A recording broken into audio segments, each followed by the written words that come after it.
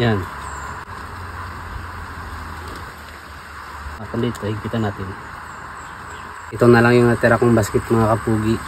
Kinainan pa ito ng anay. Ito. Nalalagyan natin ito ng uling minsan. Tsaka mga prutas. Masira na siya dahil kinainan ng anay. Kaya gagawa tayo ulit ito. Bali ang kukunin natin dito ay yung katabi ng talbos mga kapugi. Kasi kapag ito yung kukunin mo, mabilis kasi itong mababali pag binibend mo.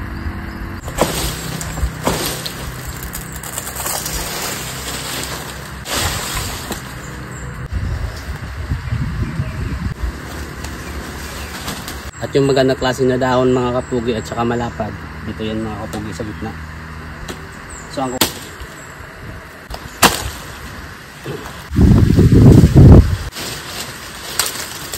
puputulin natin ito sa gitna mga kapugi dahil yung buong dahon nito ay makakagawa tayo ng 4 na sombrero o di kaya 4 na basket.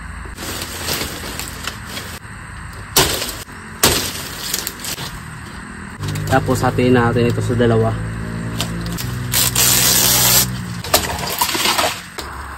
At para mapabilog mo ito, panipisan natin yung kahoy mga kapugi.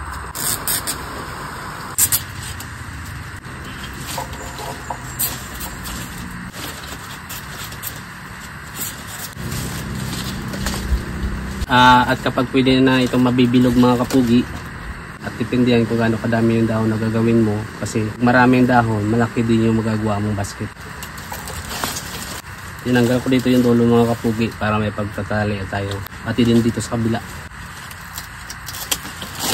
Yung dulo ayusin lang natin ito, pantay lang natin. Yan, ganito ng mga kapugi. At dito na natin bibilangin mga kapugi. 1, 2, 3, 4, 5, 6, 7, 8, 9, 10, 11, 12, 13, 14, 15. 15 na dahon. Kaya medyo malaki yung magagawa nating basket. Mas malaki lang ng konti dito mga kapugi. Dito na natin lalagyan ng tali mga kapugi.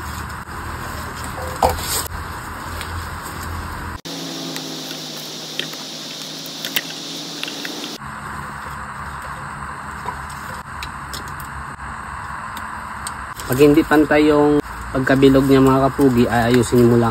Ito. Yan. Nabibend man yan eh. Ang gagawin na natin para maganda yung bilog niya, kunin natin itong isa. Dito tayo magsisimula. Tapos lalagpasan natin itong 3. Pagpagawa ito ng basket mga kapugi, kapag gumawa tayo ng sombrero, dito tayo nagsisimula. So isa lang. Pero kapag gumagawa tayo ng basket, dapat lalagpasan natin to para maganda yung bilog niya. Ito yan. Lalagpasan mo to. Tapos ganoon din. Para hindi maalos dito sa kanyang pwesto, hawakan lang natin to. Tapos tuloy-tuloy na yan mga kapugi. Ito, yan. Yan, lalagpasan mo pa rin yung 3. Pag mali yung pagkakalagay nyo, dito nyo lang titingnan mga kapugi. Kasi sunod-sunod na yan eh.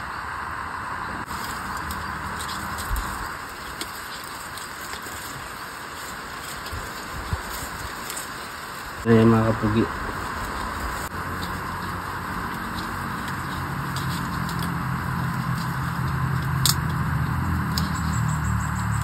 Pag ito na lang din natira, ganun din mangyayari dyan. 1, 2, 3. Ito yung lalagpasan natin.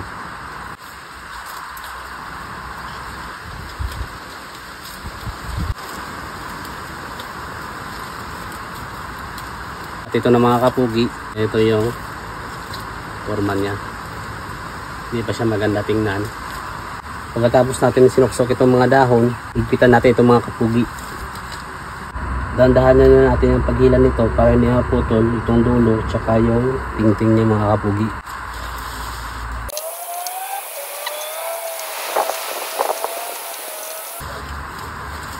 para hindi mapunit yung dahon. Kasi kapag hinigpitan mo ito ng biglaan, mapupunit itong dahon mga kapugi. Kaya ang gagawin mo, luluwagin mo siya.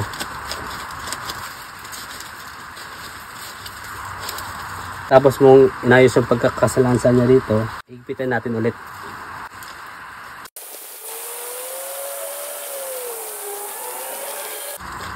Okay, may forma na siya mga kapugi. At ang gagawin na naman natin, yung isasarado dito. Ayusin natin na magkasunod-sunod ito.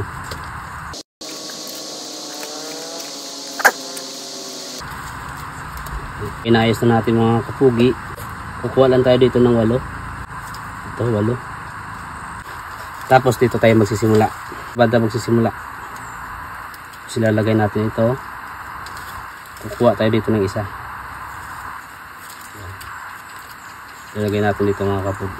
Yan. Puputulin natin yung dulo. Tapos ipitin na muna natin dito. Para hindi tayo mahirapan. Kasi kapag tuloy-tuloy yung paglalagay natin dito, sisikip siya tapos luluwag ito. Kukuha tayo ulit dito. Tapos dito sa kabila. Tapos itong dulo, yun din. Yan. Yung ting-ting niya, nakaharap sa akin. Tapos yung dito yung pinukuhaan ko, nakaharap sa likod. Tulad yan.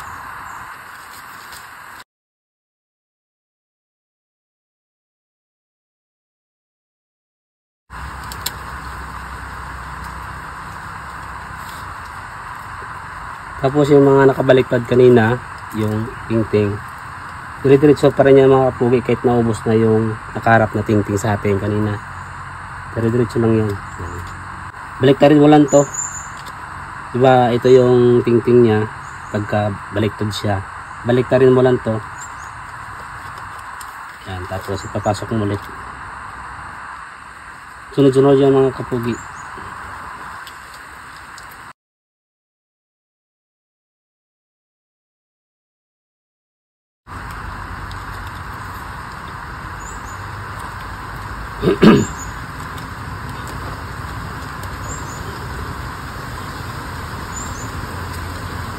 At ito na ang resulta niya mga kapugi.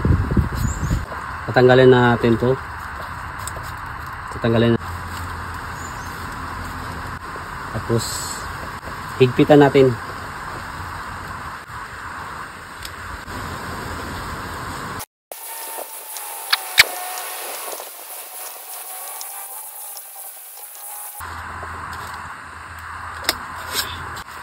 Ano siya mga kapugi?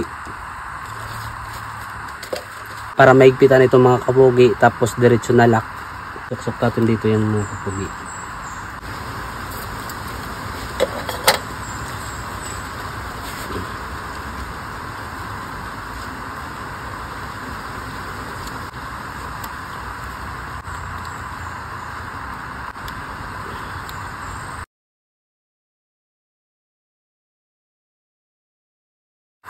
Pagkatapos natin isusuksok lahat sa gilid mga kapugi, higpitan pa natin ito.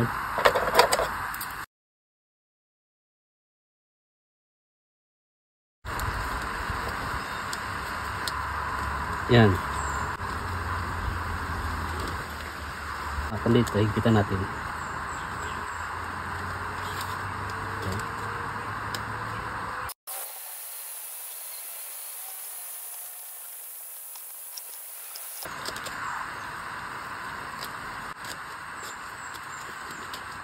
Ito na yung basket natin na bagong gawa mga kapugi. Mas malaki lang yung ginawa natin ngayon. Isa sa una. Gagamit pa natin itong mga kapugi, ilagay ng uling. Tsaka patungan ng mga kaldero. May ginawa pala ako dito nakaraan. I-vlog din ako nito na kung paano ginawa. Kung gawa sa ting-ting mga kapugi.